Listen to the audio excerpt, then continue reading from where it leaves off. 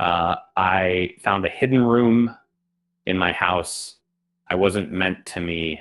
Um, Hi, my name is Daniel. I'm 34, and I thought I knew everything about my house until I found a room that should never have existed.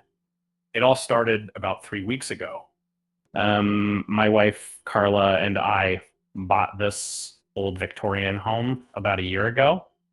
Um, it was her dream house, big, charming, and just a bit creepy. I work remotely as a software developer, so I spend most of my time at home while Carla works long shifts at the hospital. One evening around 2 a.m., I was working late in the office when I heard a faint rhythmic knocking sound. At first, I thought it was the pipes, but it wasn't metallic. It sounded deliberate.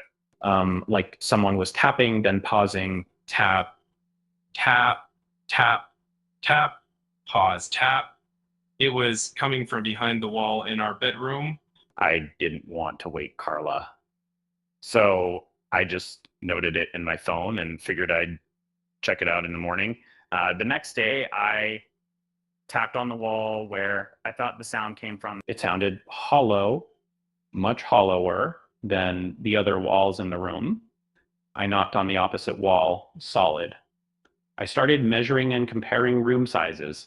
Something didn't add up. Our bedroom shared a wall with a hallway, but based on the dimensions, there was a gap of about 5 feet of missing space.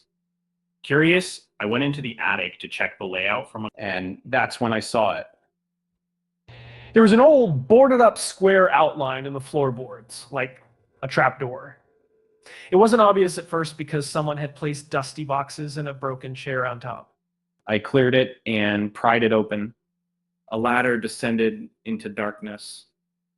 I should have stopped. I should have waited for Carla. But curiosity got the better of me. I climbed down slowly with a flashlight, and I found myself in a narrow hallway, not part of the house plans. The walls were made of old wood, damp with moisture. It smelled like mold and something else, something metallic. At the end of the hall was a door, not like a normal room door. It was metal, heavy, with no handle on the outside, just a single keyhole. Um, that's when I noticed scratch marks near the bottom of the door, deep ones, like someone had tried to claw their way out. I backed away and I didn't want to admit it, but my heart was racing like I'd just seen something evil. I went back upstairs, shut the trap door, and told myself I was imagining things. Maybe it was some old storage space. Uh, Maybe rats or raccoons made the noise. That night, I didn't sleep. I lay next to Carla, staring at the ceiling, wondering why would someone seal off a room and hide it from the blueprints? And then, just as I was about to doze off, I heard it again. Tap, tap, tap. Pause. Tap from right behind our bed. And the next morning, I couldn't take it anymore. I confronted Carla. Did you know there's a sealed room behind our bedroom wall? She looked up from her coffee, completely still. What are you talking about? I told her everything. What is them? The knocking sounds, the hollow wall, the hidden attic door, the metal door with scratches. Her face went pale, not surprised, not confused, and scared. I told him to seal it off completely. She whispered. I blinked. What? She stood up. Her hands trembled slightly. It's nothing, Daniel. Just forget about it. Some rooms are better left closed. That sentence hit me like ice water. Who was them?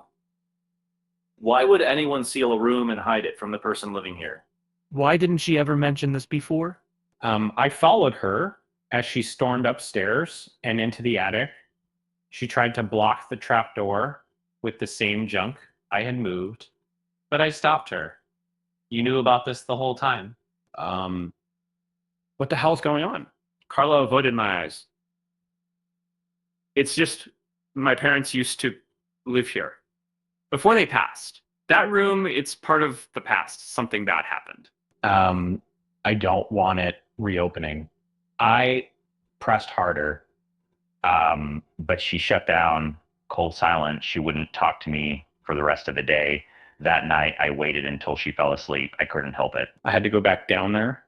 I took a screwdriver, flashlight, and phone with me. The trapdoor creaked open, and I descended the ladder quietly. The air felt heavier than before, like I had entered a different world beneath my own house. I approached the metal door again. Still no handle, just that damn keyhole. I kneeled and looked closer, and my blood turned to ice.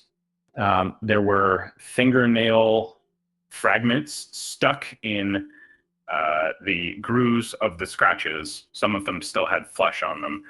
I stumbled backward and dropped the flashlight. The beam spun around the hallway and briefly illuminated something carved into the wall opposite the door. It was a name.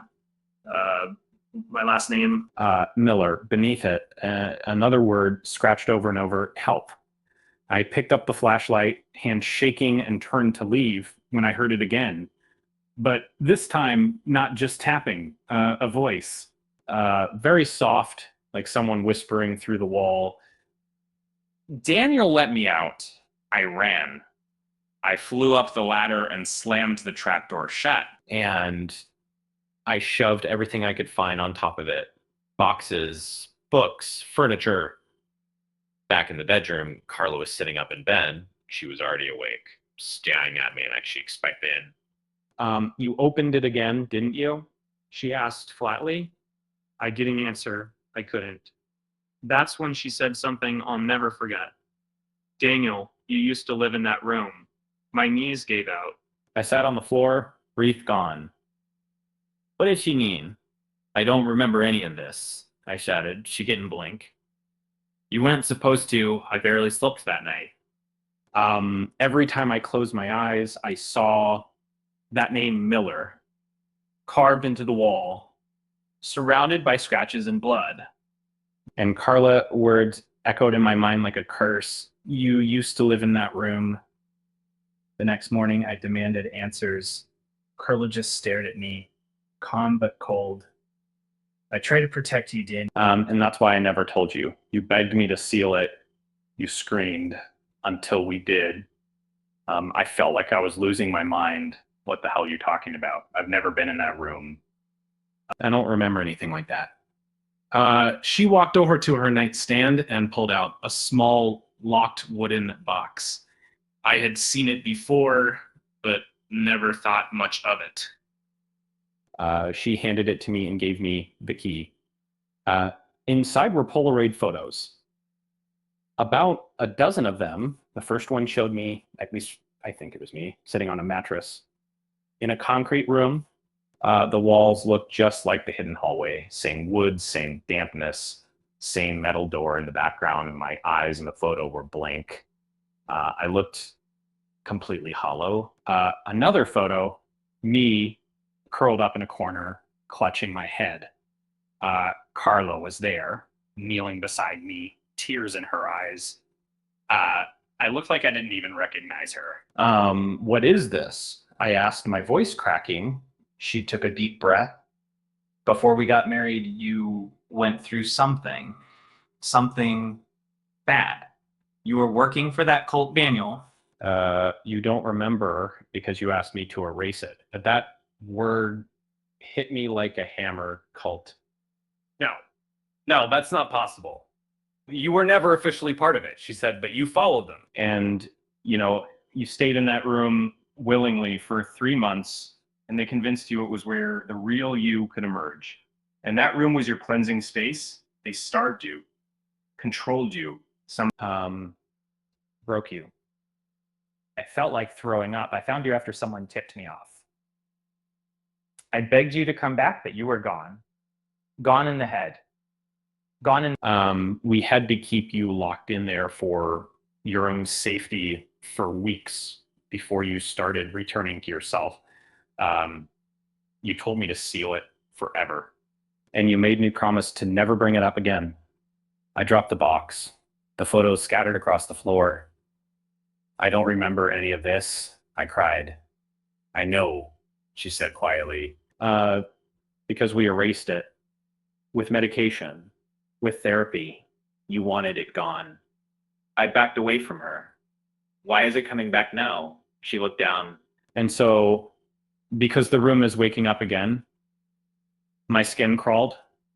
What do you mean waking up? She didn't answer. Instead, we both turned our heads at the same time because we heard it. Clear as day.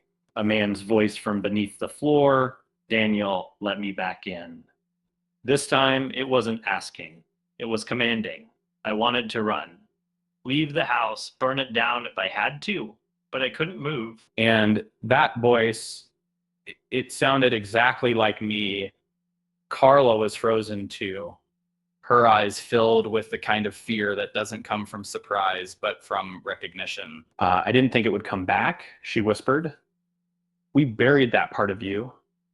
What the hell is happening to me? I shouted, panic rising. Is this some psychotic break? Are you gaslighting me? She didn't react. Just said one thing. If it gets out, you won't be Daniel anymore. I don't remember grabbing the crowbar. I don't remember dragging the boxes off the trapdoor. I just knew that something was waiting down there, and I had to end it before it reached the surface, or before I let it out again. And Carla screamed for me to stop, but I didn't listen. I was already halfway down the ladder, flashlight bouncing wildly. The hallway was darker now, wetter, the air thick like syrup, and the metal door. It was open, not broken, not unlocked, just wide open.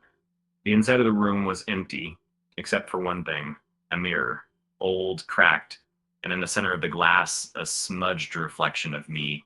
Only the version staring back at me was smiling. Not my smile, something wider, hungry. I stepped closer, my reflection stayed perfectly still even as I leaned in. It didn't mimic me anymore. It studied me, like prey. Then it spoke. You forgot who we are. Suddenly, the mirror warped inward, like it was made of liquid. And my reflection reached out. Its hand phased through the glass like water.